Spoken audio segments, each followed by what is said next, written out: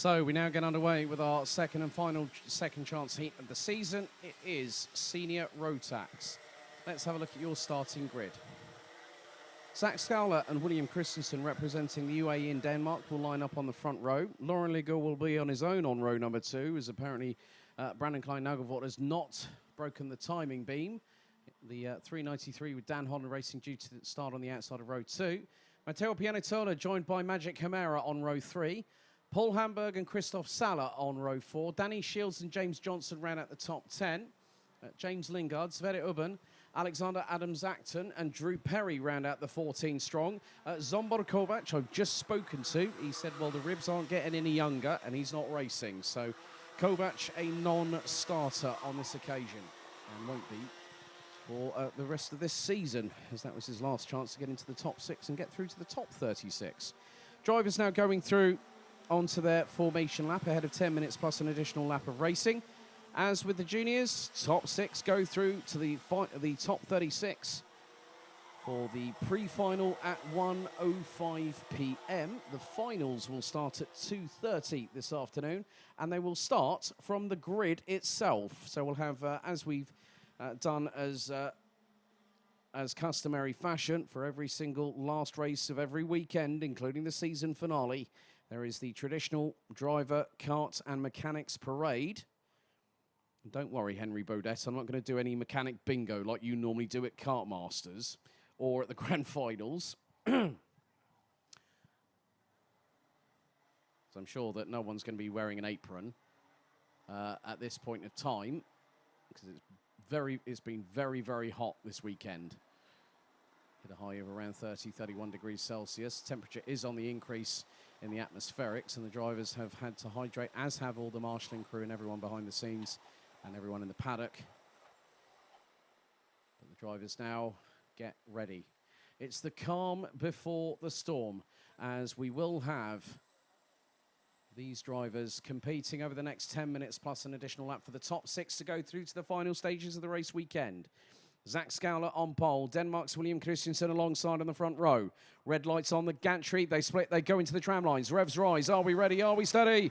Lights are out, first time, we're underway. Good start by Zach Scowler to keep the lead going into the Bruno Ferrari S's. William Christensen slotting in behind him as they go up the banking for the first time. Lauren Legault in third place as they go over the Litchfield Bridge into the 90 left at turn 3. Now into the 90 right and down the dip through turn number 4. Someone at the back of the field going a little bit wide as they head into the first hairpin. Scowler still leads. Christensen hot on his heels.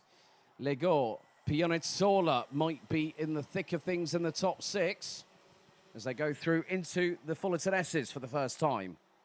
Scowler, the 316, the older teammate. As we have had one driver off at the second hairpin. And that is the 955 of Drew Perry from Thule Motorsport. He's got back in the kart, he's pushed it on under his own steam and still can go out there.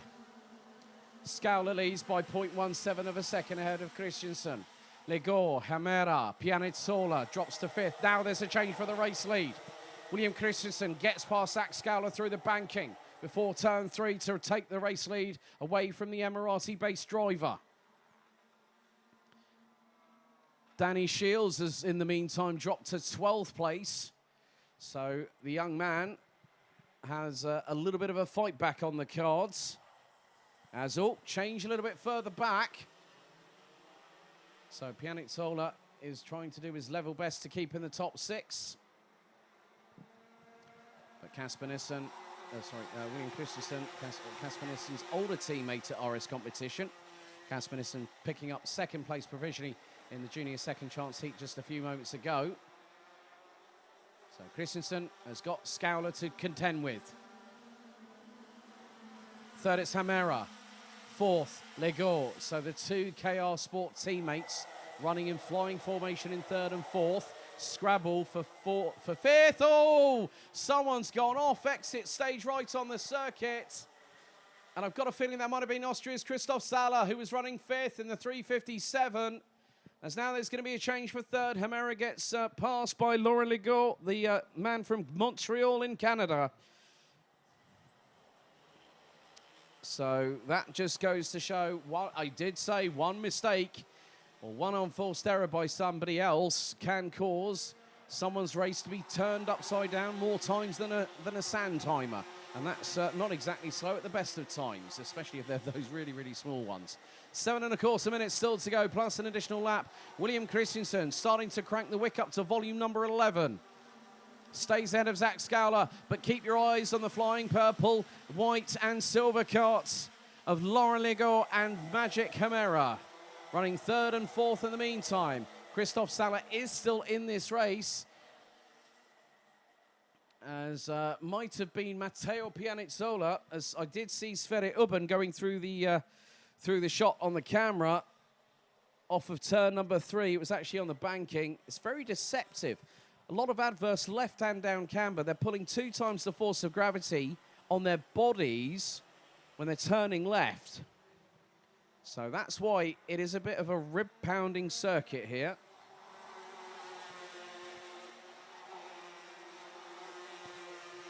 Top 4 at the moment are line astern. Last time around, they were covered by 0.8. You could probably say that's going to be just a fraction under half a second as they come across the line to complete lap 4. Half a second on the button, with Magic Chimera still rounding out the top 4. Ligaud dives for second on Scowler and gets it after the banking. As now Alexander Adams-Acton, I think, might have just gotten through on Christophe Saller. That's for, oh, careful. Steady on the steering angle. And that might have been Christophe Saller just saying to the cart in front, come on, just go. I want to catch up to those 4 in front. I don't want all these people behind me. I'm getting a bit worried. And now that's where things can change.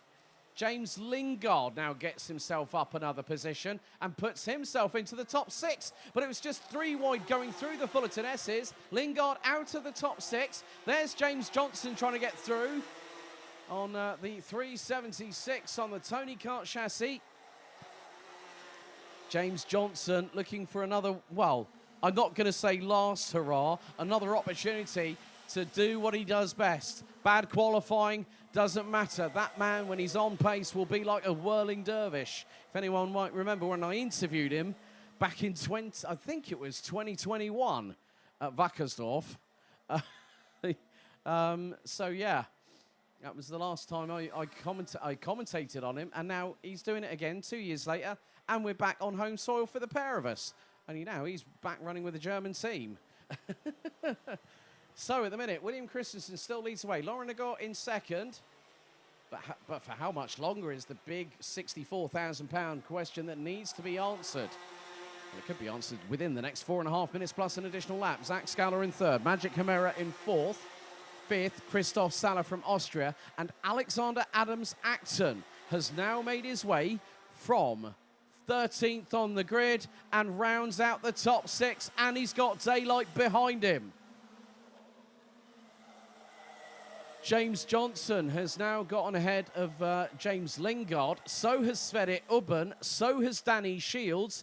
James Johnson was in 6th. He is now at the bottom part of the top 10.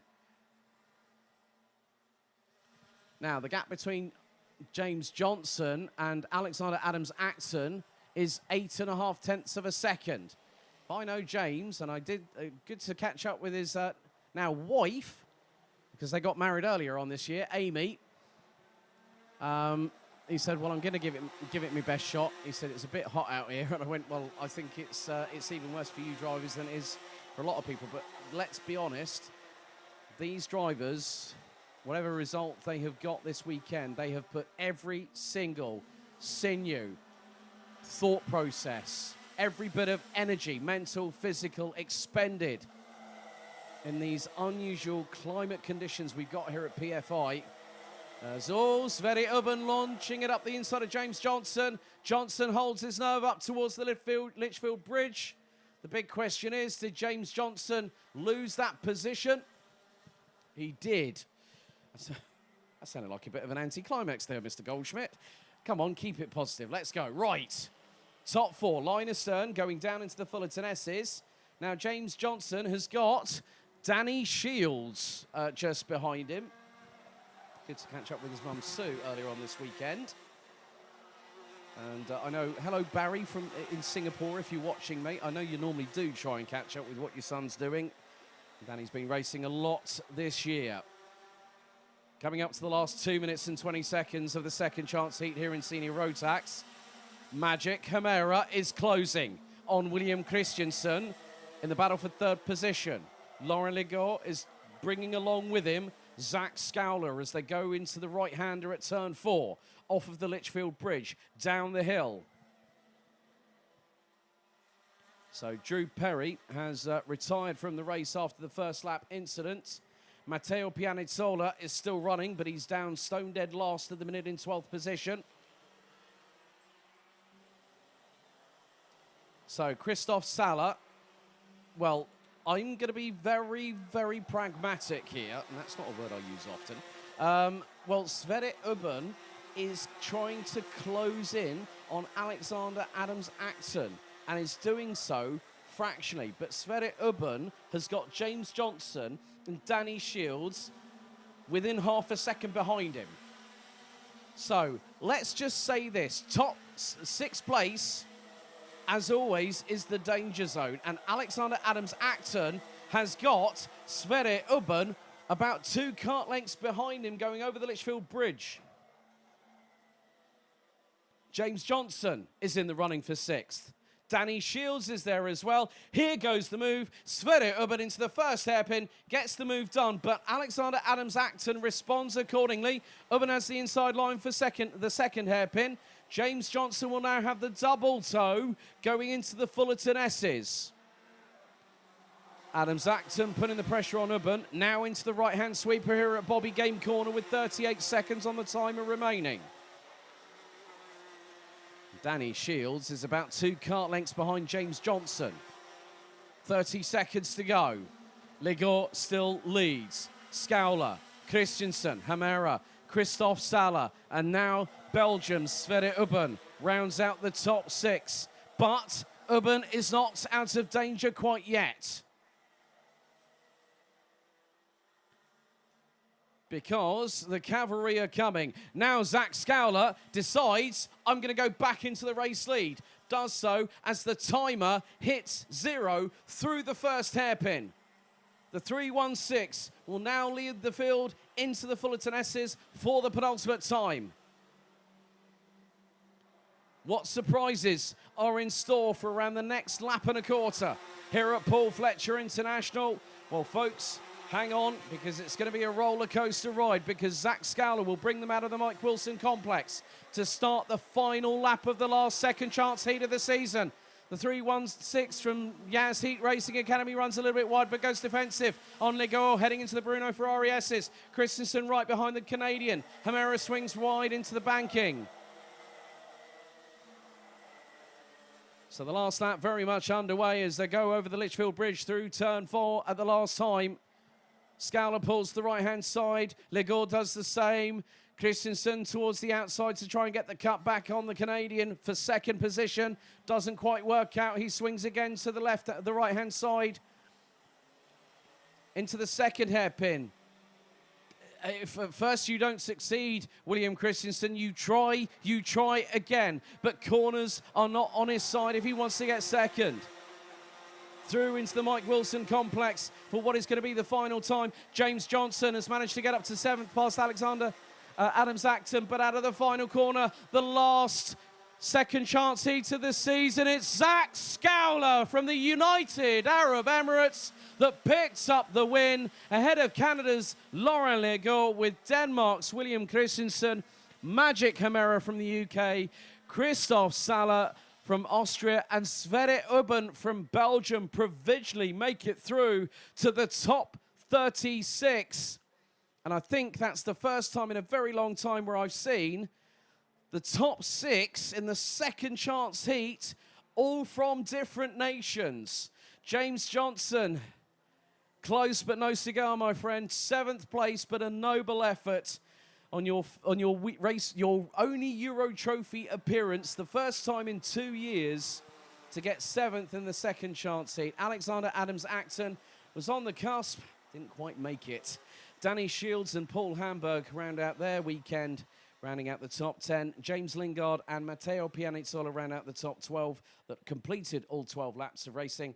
Drew Perry out on the opening lap with Brandon Klein-Nagelvoort and Zsombor Kovac not starting.